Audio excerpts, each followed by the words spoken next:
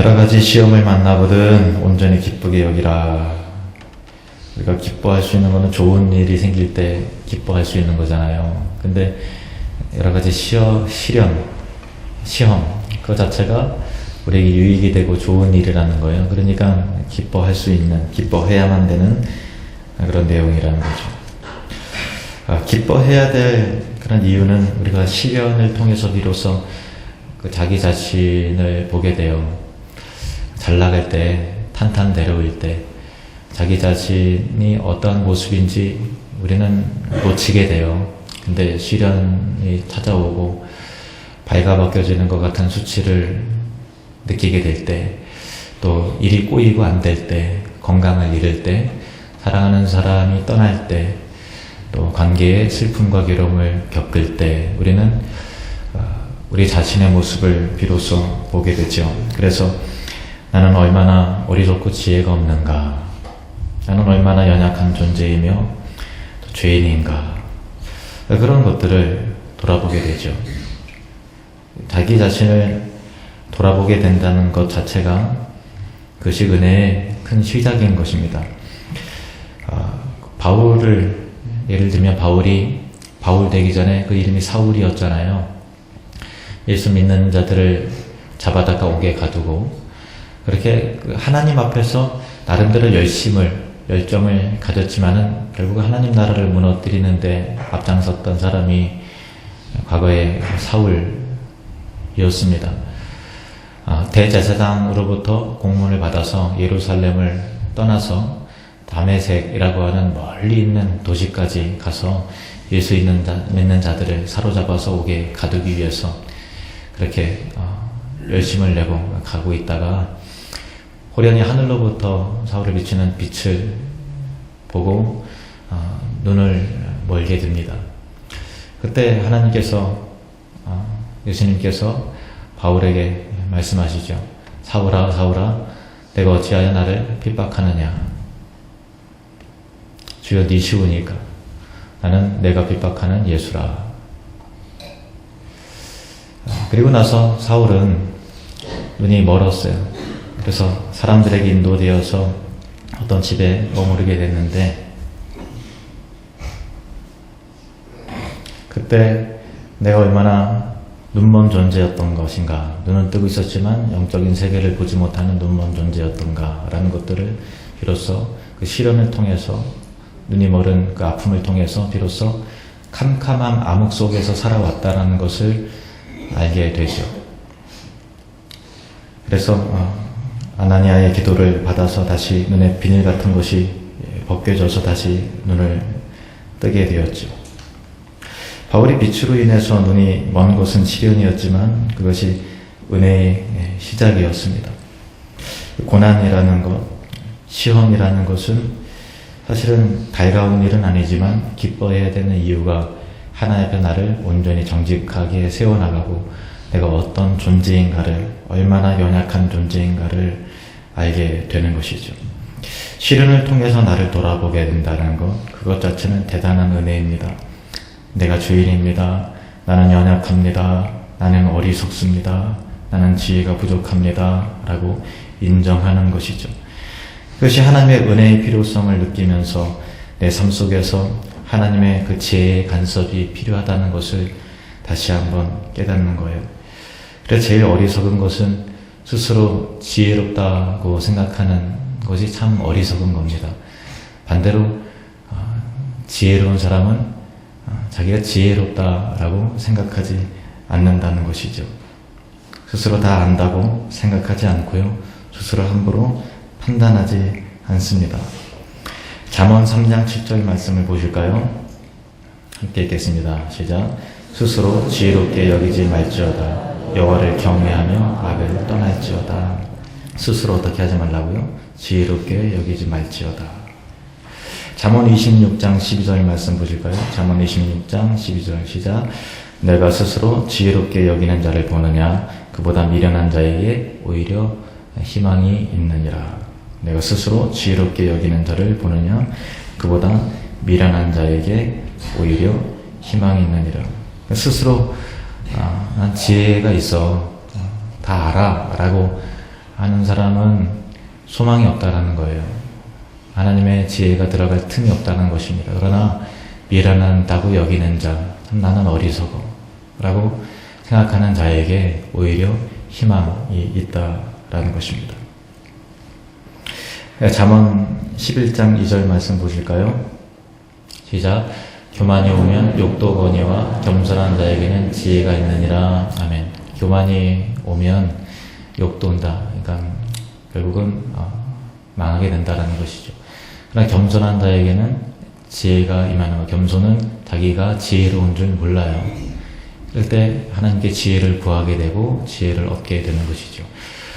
지혜와 겸손은 친구입니다. 그래서 지혜가 가면 겸손도 따라가고 겸손이 가면 지혜도 따라가요. 어떻게 하면 지혜로울 수 있을까요? 겸손한 자가 되면 지혜가 임합니다. 겸손한 자는 자기가 지혜로운 줄 모르는 자이죠. 나의 어리석음을 인정하는 자입니다. 하나님의 은총이 필요하다는 것을 아는 사람이고 내가 죄인이라는 것을 진실되게 아는 사람입니다. 우리 함께 고백해 보겠습니다. 나는 지혜가 부족합니다. 다시 한번요. 나는 지혜가 부족합니다. 이 말은 나는 죄인입니다 라는 거하고 동의어예요. 다시 한번 고백합시다. 나는 죄인입니다. 옆에 있는 사람에게 미안하지만 당신도 지혜가 없습니다. 좀 쑥스럽죠? 이상하죠?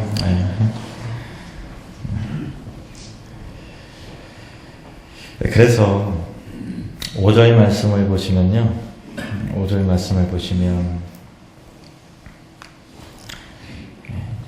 같이 읽겠습니다. 시작.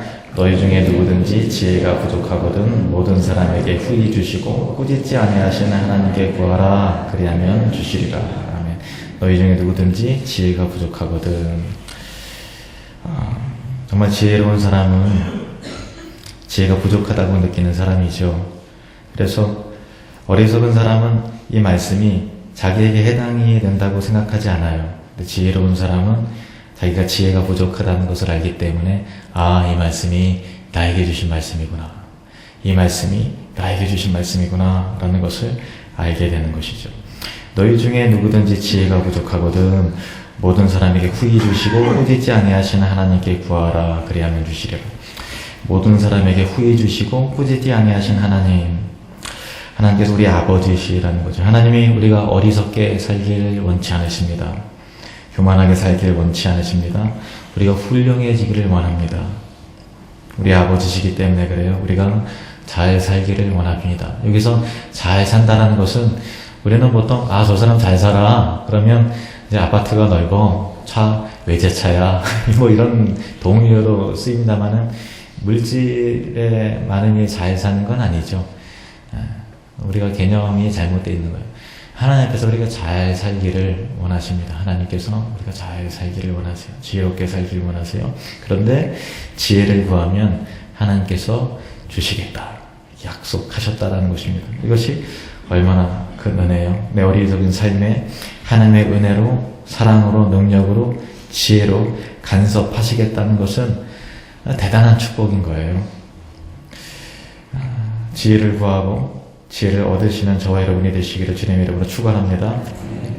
이 말씀에 우리가 유념할, 그냥 넘기면 안 될 중요한 말씀이 있어요. 잘 보세요. 하나님께 구하라 그리하면 주시리라. 구하라 그리하면 주시리라. 기도하라 라는 것입니다. 구하는 것은 기도하는 것이죠. 요한복음 15장 7절에 보면요. 너희가 내 안에 거하고 내 말이 너희 안에 거하면 무엇이든지 원하는 대로 구하라 그리하면 이루리라. 요한복음 16장 23절 24절 말씀 보실까요? 내가 진실로 진실로 너에게 이르노니 너희가 무엇이든지 아버지께 구하는 것을 내 이름으로 주시리라.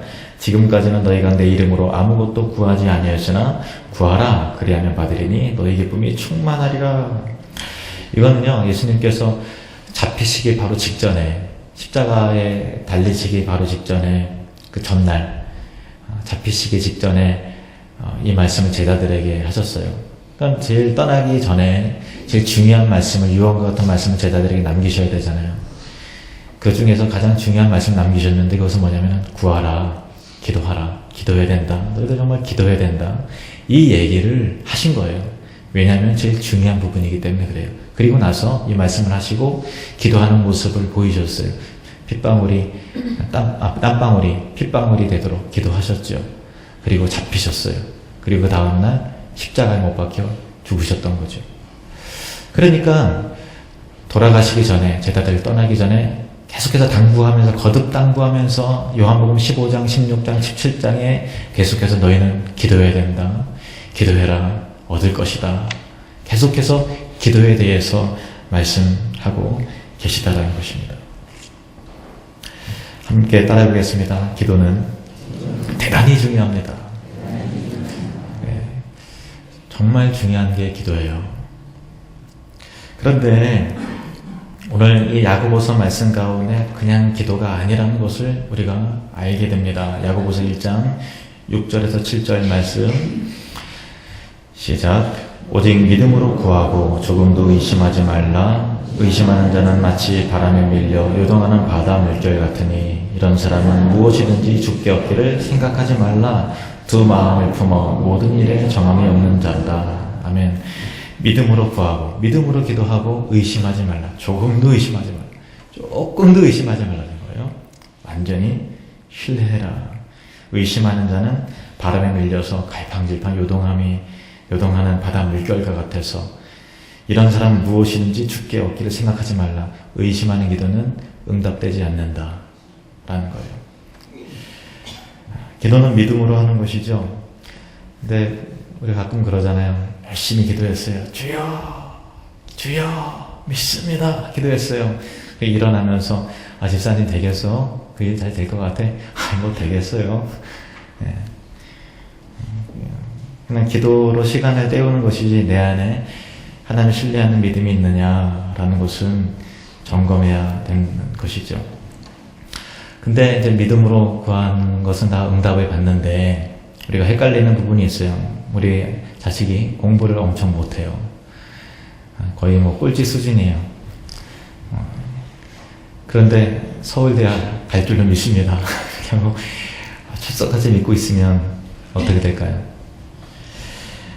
이 말씀은 기도에 대한 모든 내용을 다 포함하는 내용은 아니에요. 기도의 한 부분을 말하는 것입니다. 그런데 어떤 부분에 있어서 이 말씀을 제가 또 다른 그런 부분의 어떤 측면에서 또 설명을 하면 야고보서 이 믿음으로 구하면 응답이 되고 의심하지 말라는 것이 물타기가 돼서 희석이 돼요. 오늘은 그냥 이 말씀 그대로 믿음으로 구하면 응답을 받는 것이다 라는 것을 이 말씀 그대로 아멘으로 받으시길 바랍니다. 그것이 은혜이죠. 믿음이라는 것은 굉장히 중요해요. 믿음은 굉장히 중요합니다. 마태복음 15장 28절 말씀 보실까요? 마태복음 15장 28절 함께 읽습니다. 시작. 예수께서 대답하여 이르시되 여자여 내 믿음이 크도다. 내 소원대로 되리라 하시니 그때로부터 그의 딸이 나으니라. 아멘. 여자여 내 믿음이 크도다. 내 소원대로 되리라. 하나님께서는 믿음을 보세요. 그 믿음을 보시고 그 딸을 향한 간절한 기도를 들어주셨어요. 그때로부터 그의 딸이 나으니라. 큰 믿음의 기도의 사람이 되시길 바랍니다. 마태복음 9장 29절 말씀 보실까요? 마태복음 9장 29절 시작. 예수께서 그들의 눈을 만드시며 이르시되 너희 믿음대로 되라 하시니. 눈먼 자가 있어요. 내가 내게 무엇을 해주길 원하느냐? 100만 원만 주십시오. 이렇게 하지 않았어요? 주여 보기를 원합니다. 너희 믿음대로 되라. 내 믿음대로 되라. 엄청난 내용이에요. 안 될 줄로 믿으면 그 믿음대로 되는 것이고 될 줄로 믿으면 그 믿음대로 되는 거예요. 믿음대로 될지어다. 믿음대로 될지어다. 이것이 저와 여러분에게 큰 위로요, 소망이요, 축복이 되기를 주님 이름으로 축원합니다. 제가 이제 신학대학원에 합동신학대학원 합신이라고 하는데요. 거기 다닐 때 1학년부터 3학년까지 저희 반 담임 교수님이 계셨어요. 보통 대학은 담임 선생님이 없잖아요. 근데 저희는 담임 교수님이 계셨어요. 그때 보통 1년에 한 번씩 바뀌는데 한 분이 3년 동안 담임 선생님이 되셔서 저희들을 잘 가르쳐 주시고 책임져 주시고 사랑을 쏟아주셨는데, 조병수 교수님이라고 신약학 교수님이신데 한 9회 전에 총장님이 되셨어요. 저희 동기들에게는 굉장히 기쁜 일이고, 우리 담임 선생님이 총장님이 되셨구나, 너무 행복한 일이었어요. 그 동기 중에서 공부 엄청 잘한 친구가 있었는데요. 김영호 목사라고. 굉장히 잘했어요. 제가 대학 때는요, 뭣도 모르고 목회를 할까 교수를 할까 이렇게 감히 교수를 이렇게 생각을 했어서. 그런데 공부 진짜 잘하는 사람을 보니까 이게 아니구나, 교수 아무나 하는 게 아니구나, 이렇게 꿈을 깨고 내 목회 방향을 잡고, 그전에는 이제 MDB를 마치면 또 이제 THM도 하고 또 PhD도 하고 나름대로의 계획을 세웠는데, 공부 잘하는 사람을 보니까 이게 아니구나, 공부는 해야 되는 사람이 하는 거구나 알게 됐어요. 공부를 굉장히 잘했어요. 진짜 제가 보기엔 천재다, 이런 사람이 천재구나 이게 느꼈어요. 독일로 유학을 갔습니다. 박사학위를 이제 받았어요. 10년 걸리더라고요. 10년. 공부 엄청 잘하는데도요, 독일이 이렇게 만만치 않은가 봐요. 몇 번 이렇게 해야 되나 좌절을 한 3번 정도 했다 그러더라고요. 10년 만에 논문을 통과를 하고 학위를 갖고 돌아오는데, 문제는 한국에도 취업이 어렵다는 거예요. 학사학위 왔는데 교수 자리가 없는 거죠. 그래서 저희 동기들이, 저랑 이제 친구들이 총장님에게 한 2주 전에 찾아가서, 총장님, 우리 김영호 목사가 이제 한국에 이제 오기로 하고 이제 오는 걸로 알고 있는데 어떻게 교수 자리가 있겠습니까? 글쎄 이게 참 티오가 없어서 잘 모르겠다고 그러시더라고요. 근데 영어는 학교가 수원에 있거든요. 수원으로 집을 다 얻은 모양이는데요. 믿음으로 그렇게 얻은 모양인데요. 그러니까 총장님이 그러시더라고요. 그럼 교수 되겠네. 믿음대로 되는 거니까. 그래서 제가 그 뼈 있는 말씀으로 들렸어요. 되겠구나. 믿음으로 하면 되는 거구나. 그런 이야기를 듣고서 제 마음 가운데 확신을 얻었어요. 저희 동기들 중에서 가장 공부를 잘했던 친구인데, 합신 교수가 되면 동기들도 굉장히 좋잖아요. 나중에 교수가 되면 기도 응답 됐다고 내가 여러분에게 말씀을 드리겠습니다. 믿음은 참 중요한 겁니다. 누가복음 5장 20절 말씀을 보시면요, 누가복음 5장 20절 시작. 예수께서 그들의 믿음을 보시고 이르시되 이 사람아 내 죄사함을 받았느니라 하시니. 여러분, 그들의 믿음을 보시고, 누가요? 예수님이 그들의 무엇? 믿음을 보시고. 기억하십시오. 예수님은 여러분의 믿음을 보십니다. 마가복음 9장 19절입니다. 대답하여 이르시되 믿음이 없는 세대여, 내가 얼마나 너희와 함께 있으며 얼마나 너희에게 참으리요. 그를 내게로 데려오라. 때때로 제자들의 믿음 없는 것을 보시면서 책망하셨습니다. 강하게 책망하셨어요. 너희 믿음이 없는 세대요. 누가복음 17장 6절 말씀입니다. 주께서 이르시되 너희에게 겨자씨 하나만한 믿음이 있었더라면 이 뽕나무더러 뿌리가 뽑혀 바다에 심기어라 하였을 것이요 그것이 너희에게 순종하였으리라. 너희에게 겨자씨 하나만한 믿음도 없구나 라고 하는 말씀이었어요. 우리도 믿는다고 하지만 겨자씨 하나만한 믿음도 없구나 라는 것을 깨달을 때가 많이 있죠. 믿음은 굉장히 중요합니다. 히브리서 11장 6절 말씀 같이 읽겠습니다. 시작. 믿음이 없이는 하나님을 기쁘시게 하지 못하나니 하나님께 나아가는 자는 반드시 그가 계신 것과 또한 그가 자기를 찾는 자들에게 상 주시는 이심을 믿어야 할지니라. 하나님께 나아가는 자는, 다시 말해서 기도하는 자는 반드시 그가 계십니다. 하나님은 살아계십니다. 하나님은 살아계십니다. 라는 믿음이 있어야 된다는 거예요. 또한 그가 자기를 찾는 자들에게, 기도하는 자에게 상 주시는 이심을 어떻게 해요? 믿어야 할지니라. 그 믿음이 없이는 하나님을 기쁘시게 할 수 없다라는 것입니다. 믿음이 없이는 하나님을 기쁘시게 하지 못하나니 하나님께 나아가는 자는 반드시 그가 계신 것과 또한 그가 자기를 찾는 자들에게 상 주시는 이심을 믿어야 할지니라. 야고보서 5장 15절 말씀입니다. 같이 있습니다. 시작. 믿음의 기도는 병든 자를 구원하리니 주께서 그를 일으키시리라. 혹시 죄를 범하였을지라도 사하심을 받으리라. 어떤 기도요? 믿음의 기도. 믿음의 기도. 여러분, 믿음의 기도를 하시길 바랍니다.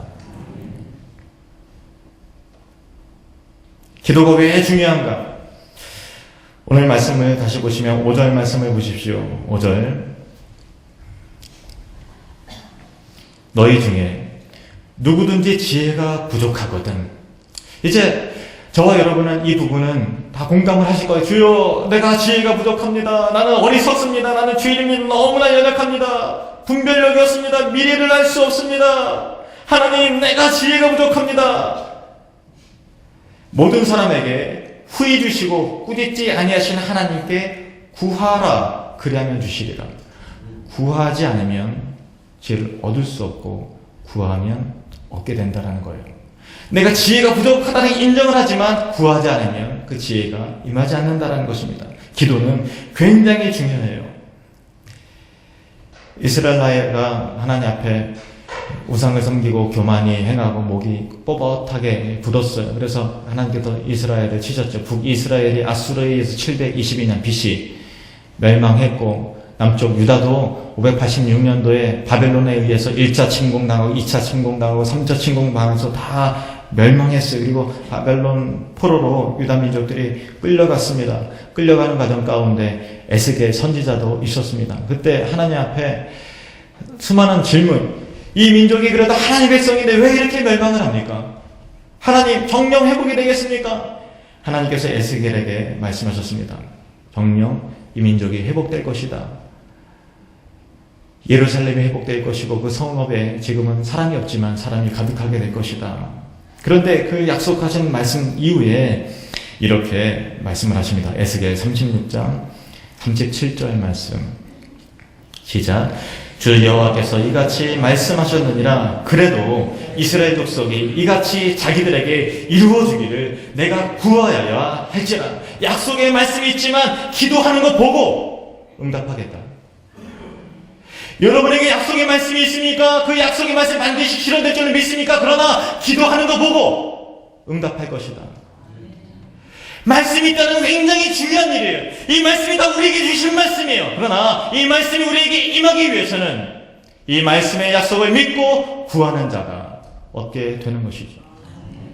여러분의 삶 가운데 위로의 말씀, 능력의 말씀이 여러분 인생 가운데 주어졌을 것입니다. 그런데 그 약속의 말씀을 그냥 그렇게 내버려 두지 마시고 약속의 말씀을 믿고 기도하기 시작할 때 기도의 역사가 나타나기 시작한다는 것입니다.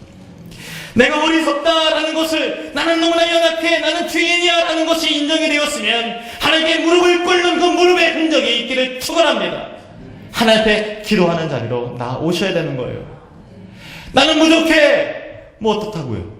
나는 죄인이야. 그래서요. 그래서 거기서 더 나아가셔야 되는 거예요. 내가 온전한 지혜를 얻길 원합니다. 하나님께서 허락하신 인생을 거룩하게 능력으로 살길 원합니다. 나를 붙잡아 주시옵소서. 말씀대로 살길 원합니다. 능력의 말씀의 능력이 내 삶 가운데 그대로 이루어질 줄로 믿습니다. 주여 긍휼히 여겨 주시옵소서. 분별하여 살 수 있도록 도와주시옵소서. 이 기도가 저와 여러분 안에 회복되기를 원합니다. 약속의 말씀이 주어졌지만 그래도 이스라엘 족속이 내게 무릎 꿇어 간절히 기도하는 것을 보고서 내가 응답할 것이다. 그래서 약속의 말씀이 여러분에게 주어졌다 할지라도 약속의 말씀을 기도로 여러분에게 붙들어야만 그 약속의 말씀이 여러분에게 약속되어진다는 것을 꼭 기억하시기를 바랍니다. 5절 말씀을 다시 한번 보실까요?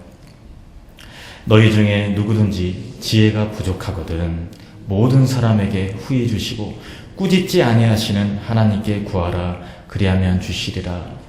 너희 중에 누구든지 지혜가 부족하거든 모든 사람에게 후히 주시고 꾸짖지 아니하시는 하나님께 구하라. 그리하면 주시리라. 성경에서 말하는 지혜란 예수 믿는 자의 분별력과 온전한 삶을 말하는 것이죠. 그 삶은 믿음의 기도를 통해 이루어지는 것을 여러분 잊지 마시길 바랍니다. 이제 우리가 하나님 앞에 간절히 기도하기를 원합니다. 기도할 때 하나님, 내 안에 지혜가 회복될 수 있도록 도와주시고 믿음의 기도를 할 수 있도록, 내 안에 믿음이 회복될 수 있도록 약속의 말씀을 신실하게 신뢰할 수 있도록 도와주시기를 간구합니다. 이렇게 다 같이 기도하시겠습니다.